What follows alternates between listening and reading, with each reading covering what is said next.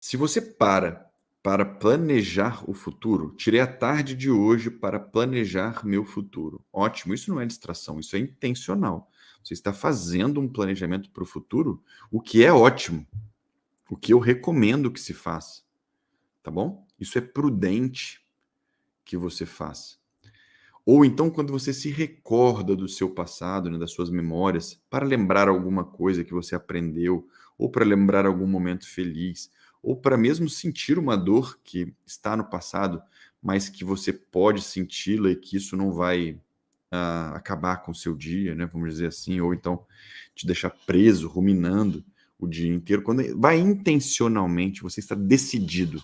A rédea, o volante está na sua mão e você está jogando para o futuro ou para o passado, tudo bem. Isso não é distração. A distração que eu estou querendo falar aqui é o seguinte: é quando você, de forma despercebida, você não percebe, automaticamente você está lá, viajando no futuro ou então viajando no passado. De corpo presente, você está aqui, mas sua mente vagou, sua mente passeou, certo? Ah, quando as pessoas são perguntadas, né? Você está onde agora? Você está fazendo e pensando a mesma coisa? O seu pensamento, a sua atenção está aqui, agora, no que você está fazendo? E as pessoas respondem não, e na sequência é feita uma nova pergunta para elas: você está feliz? As pessoas respondem não. Não estar conectado ao momento presente de forma intencional é motivo de desânimo, de falta de alegria, de tristeza, né, de vida ruim. Ah, Matheus, mas a gente fica focado no momento presente o dia inteiro, então? Não, isso é impossível. Isso é impossível.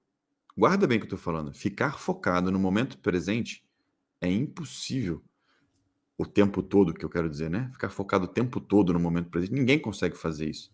Tá bom? É humanamente impossível. A nossa mente vaga mesmo.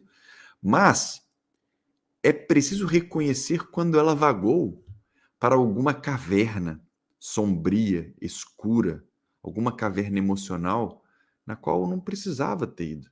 Era desnecessário, mas de forma desatenta você foi. E aí nessa caverna sombria não tem muita luz, é frio, não é um lugar bom de estar, tá?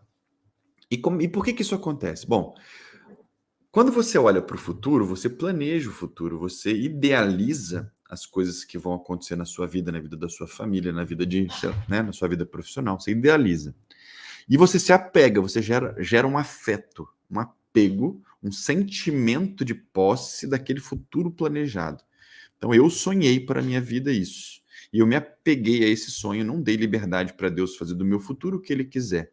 Porque esse futuro é meu, eu quero construir do jeito que eu quero, sem a participação de Deus. Bom, muito bem. É um direito que você tem. Mas o que acontece? Quando você se apega ao futuro, logo você percebe que o futuro não acontece do jeito que você queria. E nem no momento que você queria. Então você o que faz? Você, na tentativa de controlar o futuro, de criar o futuro que você sonhou, de fazer aquilo que você pensou realizar-se, você entra em ação. A sua mente te põe em ação em tópicos, em temas que você não tem controle. Faça alguma coisa, Matheus, sobre isso no futuro, porque afinal de contas a gente tem um futuro planejado que a gente não quer perder. Então, a gente quer sempre, né, evitar sofrimento, evitar humilhação, evitar passar vergonha, evitar que as pessoas pensem mal de nós, muito preocupados com o sofrimento ou com a dor que aquilo vai gerar. Eu me coloco em modo de ação. Mas veja, quando a sua mente te coloca em modo de ação com algo que você não controla, não dá certo. Não tem chance de dar certo. O que acontece? Angústias. Angústias. Porque você fica sem saber o que fazer. O que eu vou fazer? Eu não controlo. E essa situação onde a sua mente demanda ação sobre uma coisa que você não controla, foge do seu controle e gera angústia, ansiedade, inquietação. né? E nós já conversamos, essa inquietação produz uma série de químicas no seu sistema nervoso central, aquilo deteriora o seu intelecto ao longo do tempo. Isso não é saudável, você vai acabar perecendo. E o pior, que a sua mente guarda, ela tem uma memória, cria um hábito de fazer isso. E esse hábito precisa quebrar. Se você quer se libertar da ansiedade e encontrar paz interior, tem que quebrar esses padrões de comportamento. Você já me ouviu falando isso aqui algumas vezes. A mesma coisa acontece no passado. Olha que curioso. Com o passado acontece exatamente a mesma coisa. Só que é diferente um pouco no sentido de que a sua mente te coloca no modo de ação igualzinho, faça alguma coisa sobre algo que você não controla. Por quê?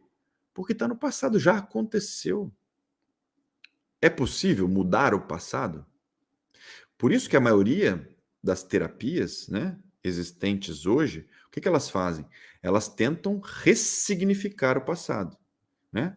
Ela pega aquela caverna escura que tem lá no passado e ela tenta dizer para você que aquilo não é bem uma caverna escura, que tinha que mesmo que, enfim, que aquilo precisa ressignificar, que aquilo foi bom, porque afinal de contas você aprendeu e tal. É diferente do que eu trato aqui, né? Eu trabalho de um jeito diferente aqui com atenção plena.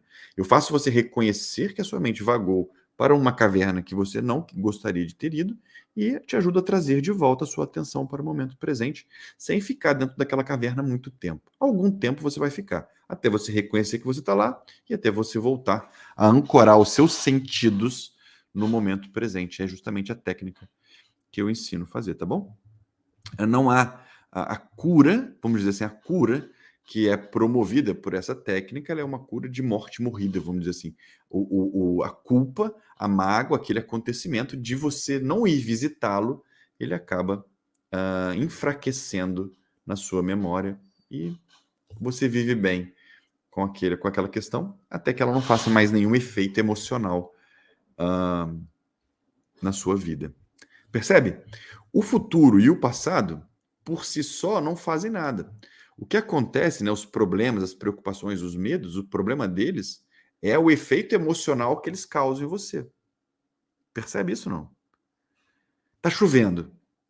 Os medos e preocupações e mágoas são a chuva. Eu te pergunto, você consegue parar a chuva? Pare de chover agora. Bate a mão lá e, né? São Pedro, para de chover agora. A Bíblia diz que o justo, quando está em oração, consegue fazer chover e consegue parar de chover, né? Mas, é claro, a gente não tem essa habilidade de fazer isso no momento instantâneo. Está chovendo, então agora eu vou passar, para de chover e para, né? Não é, a coisa não funciona desse jeito. Mas o que você pode fazer? Você pode colocar um guarda-chuva. Você pode colocar um guarda-chuva.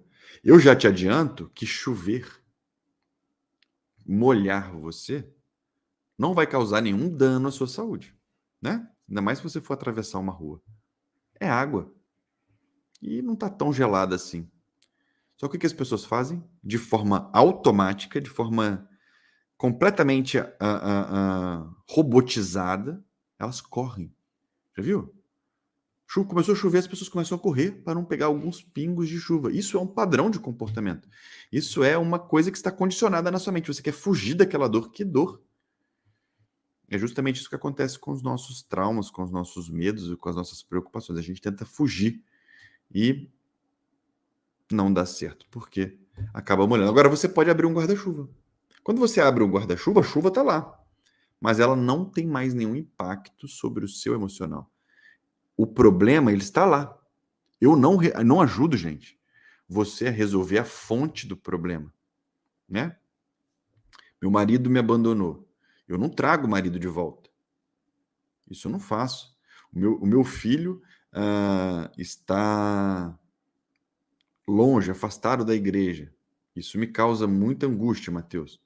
Eu não trago o seu filho de volta para a igreja, mas eu faço com que você preserve a sua calma, mesmo com essa situação. Por quê? Porque você tem o que fazer, você tem oração, você tem instrução, você tem a sua parte para fazer, e se preocupar, se debater, se afligir, ficar aí, né, achando que o mundo acabou, não vai te ajudar. Então, é justamente essa metáfora que eu estou usando do guarda-chuva. Você consegue se proteger para que aquele problema, para que aquela chuva não gere um impacto negativo na sua vida. Fora isso, ainda nessa primeira distração que nós estamos falando, que é fugir do momento presente. Essa é uma das maiores armadilhas do inimigo. Já falei isso aqui várias vezes, mas eu quero frisar de novo. Por quê? No momento presente, ou aqui e agora, o que tiver que acontecer comigo, eu terei a graça de Deus me amparando. Isso é muito certo. É uma fé muito inabalável. Isso vai acontecer. Deus vai me dar força para encarar toda e qualquer circunstância que acontecer comigo. Mas Ele vai me dar quando acontecer.